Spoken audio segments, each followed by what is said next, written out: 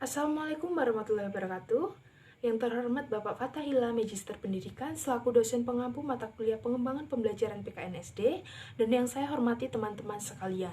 Sebelumnya, izin memperkenalkan diri, saya Okta Felisa dengan nomor NPM 024, selaku moderator dari kelompok 2 sekaligus presentator pertama. Dan ada rekan saya, yaitu ada Lisa Putri Anggraini dengan NPM 037, dan ada Ica Herawati Sukoco dengan NPM 010, ada Abelta Fetri Regita Yudia Pramesti dengan NPM 019, dan ada Eriska Septianingrum dengan NPM 015. Latar belakang dalam laporan pengembangan tersebut yaitu adalah bullying atau perundungan merupakan salah satu fenomena sosial yang dapat memberikan dampak negatif dalam perkembangan peserta didik.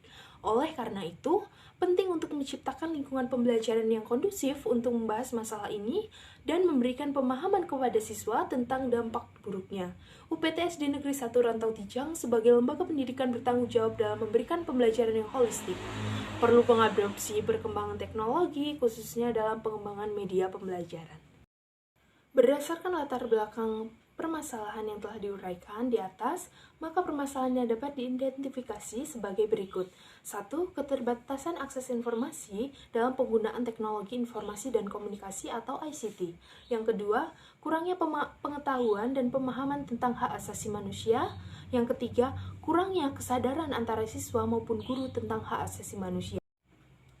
Berdasarkan identifikasi masalah yang diuraikan di atas, maka rumusan masalah dalam laporan pengembangan ini adalah 1.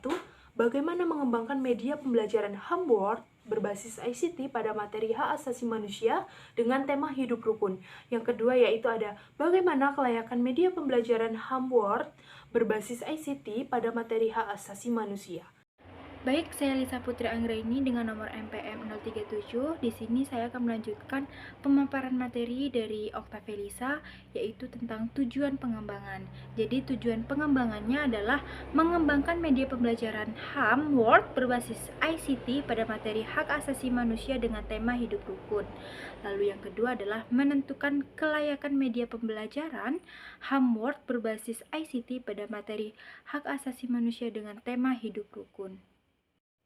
Selanjutnya adalah manfaat pengembangan. Pada pembuatan media ICT Information and Communication Technology dengan materi sosial bertujuan untuk mencapai beberapa tujuan pendidikan yang penting.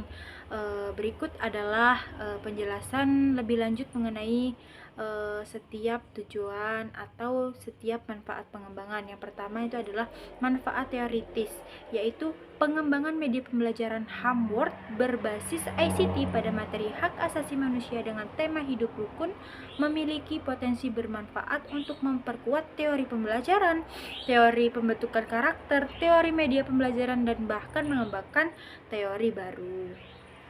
Selanjutnya adalah manfaat praktis. Yang pertama itu ada bagi siswa, yaitu meningkatkan kualitas pembelajaran sehingga siswa dapat lebih mudah memahami materi tentang hak asasi manusia. Lalu yang kedua, meningkatkan kesadaran siswa terkait pentingnya HAM dan perlindungan terhadap hak asasi manusia. Lalu ada yang ketiga itu meningkatkan pemahaman siswa terhadap konsep penyimpangan sosial.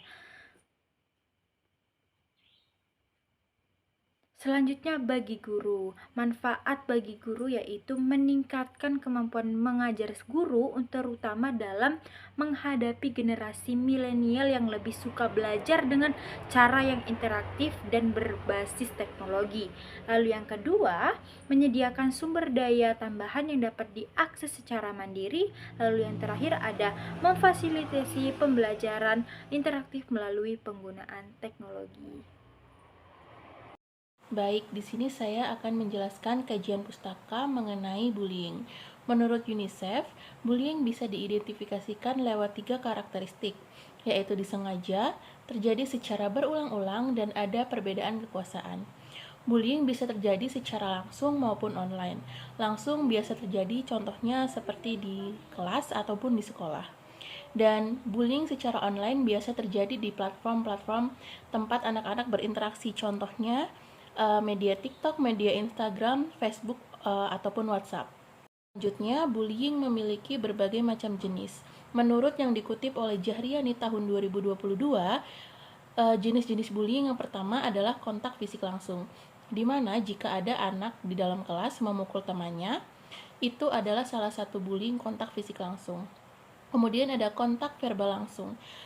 Kontak verbal langsung ini adalah terjadi ketika seorang anak melontarkan hinaan-hinaan kepada teman sebayanya di dalam kelas ataupun di luar kelas.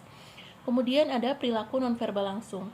Perilaku nonverbal langsung ini terjadi apabila ada anak yang melakukan kontak seperti menjulurkan lidah atau memelototi teman-teman sebayanya.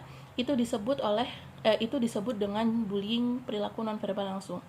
Kemudian perilaku nonverbal tidak langsung terjadi ketika anak mengucilkan temannya yang ada di dalam kelas. Itu termasuk perilaku nonverbal tidak langsung. Kemudian ada cyberbullying.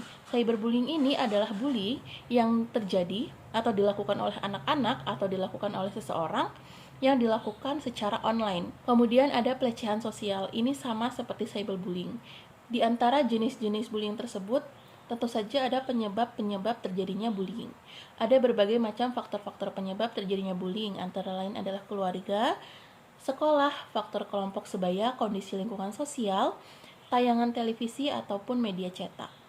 Penyebab terjadinya bullying tentu saja ada dampak yang terjadi apabila kita melakukan tindak bullying. Yang pertama adalah dampak bullying terhadap individu, yaitu problem kesehatan mental. Misalnya kecemasan berlebihan. Kemudian, yang kedua adalah problem dalam hal makan dan juga susah tidur. Kemudian dampak bullying terhadap kehidupan sosial, pewarisan lingkaran kekerasan secara turun-temurun atau dari generasi ke generasi. Kemudian ada dampak bullying terhadap kehidupan akademik. Kemudian, pelaku bullying juga menurunkan skor tes kecerdasan dan kemampuan analisis siswa. Baik, di sini saya akan menjelaskan mengenai cara mengatasi bully, yaitu yang pertama, sekolah perlu menciptakan kultur sekolah yang nyaman dan aman dan sehat sehingga anak dapat berinteraksi dengan teman-temannya. Yang kedua, guru dan orang tua juga harus mengajarkan kepada murid atau siswanya untuk menyelesaikan masalah bukan dengan cara kekerasan. Yang ketiga, guru perlu menanamkan nilai-nilai agama dan moral yang baik kepada siswanya. Selanjutnya ada pengertian media. Gerlach dan Eli mengatakan bahwa media apabila dipikirkan secara garis besar adalah manusia materi atau kejadian yang membangun kondisi yang membuat kondisi siswa mampu memperoleh pengetahuan, keterampilan, atau sikap. Secara lebih khusus, pengertian media dalam proses belajar mengajar cenderung diartikan alat-alat grafis, fotografis, atau elektronis untuk menyusun, menangkap, memproses, dan menyusun kembali informasi visual dan verbal. Selanjutnya ada jenis media. Klasifikasi media pembelajaran menurut Ramli 2014 paling tidak ada 5 macam, yaitu yang pertama, media tanpa proyeksi, 2 dimensi, hanya punya ukuran panjang dan lebar, seperti gambar, bagan, grafik, poster, pada peta, dasar, dan sebagainya. Yang kedua, media tanpa proyeksi, 3 dimensi, punya ukuran panjang, lebar, dan tebal atau tinggi seperti benda sebenarnya, model boneka, dan sebagainya. Yang ketiga ada media audio atau media dengar seperti radio dan tape recorder. Baik, di sini saya akan melanjutkan penjelasan dari teman saya, yaitu bagian manfaat penggunaan media.